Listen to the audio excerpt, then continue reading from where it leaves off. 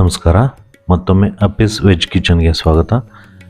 ಇವತ್ತು ಹೀರೆಕಾಯಿನಲ್ಲಿ ಪಪ್ಪು ಅಥವಾ ಸಾಂಬಾರು ಮಾಡೋದು ಹೇಗೆ ಅನ್ನೋದನ್ನ ತಿಳ್ಕೊಳ್ಳೋಣ. ಮಿಕ್ಸಿ ಬಳಸ್ದಿರ ಮಾಡ್ತಿರೋ ಅಂಥ ಅಡುಗೆನಲ್ಲಿ ಇದು ಎರಡನೇದಾಗಿರುತ್ತೆ. ಬನ್ನಿ ವಿಡಿಯೋ ಶುರು ಮಾಡೋಣ.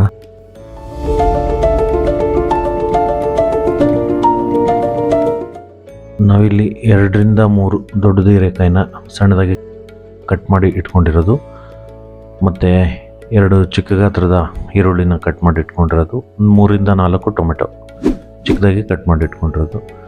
ಮೊದಲಿಗೆ ಸ್ಟವ್ ಮೇಲೆ ಪಾತ್ರೆನ ಇಟ್ಬಿಟ್ಟು ಹಚ್ಚಿಬಿಟ್ಟು ಒಂದು 3 ಟೇಬಲ್ ಸ್ಪೂನ್ ಎಣ್ಣೆ ಹಾಕ್ಬಿಟ್ಟು ಸಾಸಿವೆನ ಹಾಕ್ಬಿಟ್ಟು 1 ಟೇಬಲ್ ಸ್ಪೂನ್ನಷ್ಟು ಜೀರಿಗೆ ಹಾಕಿ 2 ಟೇಬಲ್ ಸ್ಪೂನ್ನಷ್ಟು ಕಡಲೆಬೇಳೆ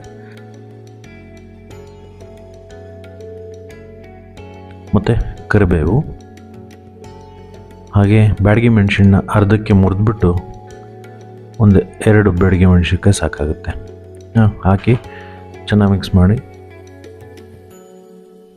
ಈ ಟೈಮ್ನಲ್ಲಿ ಈರುಳ್ಳಿನ ಎಣ್ಣೆಯಲ್ಲಿ ಹಾಕಿ ಚೆನ್ನಾಗಿ ಫ್ರೈ ಮಾಡ್ತಾ ಬರಬೇಕು. ಇದನ್ನು ಅದು ಹೊಂಬಣ್ಣಕ್ಕೆ ಬರೋ ಥರ, ಅಂದರೆ ಗೋಲ್ಡನ್ ಬ್ರೌನ್ ಕಲರ್ ಆಗೋವರೆಗೂ ಸ್ವಲ್ಪ ಫ್ರೈ ಮಾಡಿಬಿಟ್ಟು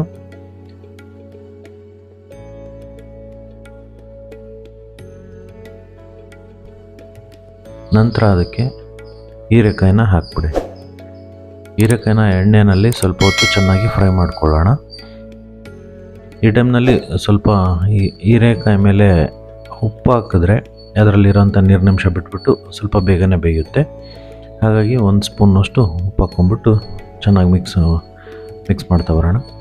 ಇದನ್ನು ಚೆನ್ನಾಗಿ ಫ್ರೈ ಮಾಡ್ತಾ ಚೆನ್ನಾಗಿ ಒಂದು ಅರ್ಧ ಬೆಂದಿದೆ ಅಂತ ಅನ್ಸಿದ್ಮೇಲೆ ಅರ್ಧ ಟೇಬಲ್ ಸ್ಪೂನ್ನಷ್ಟು ಅರಶಿನ ಪುಡಿ ಹಾಕ್ಬಿಟ್ಟು ಕಟ್ ಮಾಡಿರತಕ್ಕಂಥ ಟೊಮೆಟೊನ ಹಾಕಿ ಚೆನ್ನಾಗಿ ಮಿಕ್ಸ್ ಮಾಡಿಬಿಟ್ಟು ಒಂದು ಮುಚ್ಚಳ ಮುಚ್ಚಿ 3ರಿಂದ 4 ನಿಮಿಷ ಹಾಗೆ ಬೇಯೋದಕ್ಕೆ ಬಿಟ್ಬಿಟ್ಟು ಆಮೇಲೆ ನೋಡಿದ್ರೆ ಅದು ಟೊಮೆಟೊ ಜೊತೆಗೆ ಟೊಮೆಟೊದಲ್ಲಿರೋಂಥ ನೀರು ಮತ್ತು ಹೀರೆಕಾಯಿನಲ್ಲಿರೋಂಥ ನೀರೆಲ್ಲ ಬಿಟ್ಬಿಟ್ಟು ಅದು ಚೆನ್ನಾಗಿ ಫ್ರೈ ಆಗಿರುತ್ತೆ. ಈ ಟೈಮ್ನಲ್ಲಿ 1.5ರಿಂದ 2 ಟೇಬಲ್ ಸ್ಪೂನ್ನಷ್ಟು ಖಾರದ ಪುಡಿ,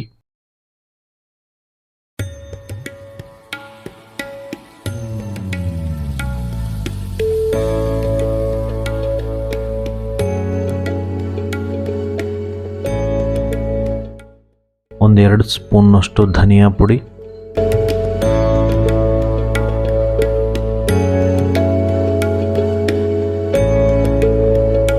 ಹಾಕಿ ಮಿಕ್ಸ್ ಮಾಡಿ 2ರಿಂದ 3 ಟೇಬಲ್ ಸ್ಪೂನ್ನಷ್ಟು ಕಡಲೆ ಹಿಟ್ಟು ಹಾಕ್ಬಿಟ್ಟು ಒಂದು ಅರ್ಧ ಬೌಲ್ನಷ್ಟು ತೆಂಗಿನ ತುರಿ,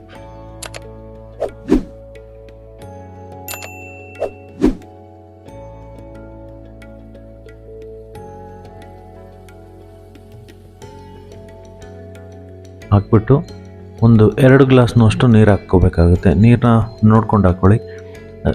ನಿಮಗೆ ಗಟ್ಟಿ ಬೇಕು ಅಂತ ಅನಿಸಿದ್ರೆ ಸ್ವಲ್ಪ, ಅಂದರೆ ಚಪಾತಿಗೆ ದೋಸೆಗೆ ಅನ್ನೋ ಥರ ಇದ್ದರೆ ನೀರು ಸ್ವಲ್ಪ ಕಡಿಮೆನೇ ಹಾಕ್ಕೊಳ್ಳಿ, ಗಟ್ಟಿನೇ ಇರಲಿ.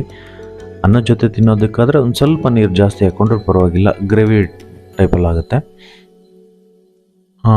3 ಗ್ಲಾಸ್ ನೀರನ್ನು ಹಾಕ್ಕೊಂಡು ಚೆನ್ನಾಗಿ ಅದನ್ನು ಕುದಿಯೋದಕ್ಕೆ ಬಿಟ್ಬಿಡೋಣ. 3 ನಿಮಿಷದವರೆಗೂ ಚೆನ್ನಾಗಿ ಕುದಿಸ್ಬಿಟ್ಟು